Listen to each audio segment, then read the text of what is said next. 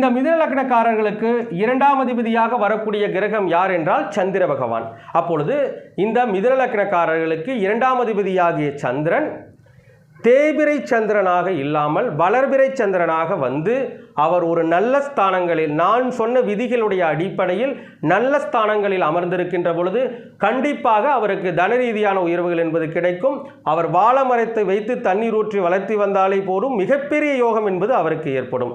நீங்கள் பாருங்கள், நிறைய நபர்கள் விவசாயம் செய்கின்றார்கள். நிறைய நபர்களுக்கு பார்த்தீர்கள் என்றால் அவர்கள் வாழை மர தோப்பு வைத்திருப்பார்கள். வாழை மர தோப்பின் மூலமாக அவர்களுக்கு மிகப்பெரிய வருமானம் என்பது வந்து கொண்டே இருக்கும். ஒரு சில நபர்களுக்கு அந்த வாழை மரத்தின் மூலமாக எப்பொழுதும் நஷ்டமே ஏற்பட்டு கொண்டிருக்கும். அதற்கான காரண காரியங்களை ஆய்வு செய்கின்ற பொழுது இந்த சந்திரனுடைய வலுதான் அதை தீர்மானிக்கின்றது என்பது ஒரு நிதர்சனமான ஒரு உண்மை. ஆக இந்த மிதுன லக்னக்காரர்கள் இரண்டாம் அதிபதியாகிய சந்திரன் வலுவுடன் இருக்கின்ற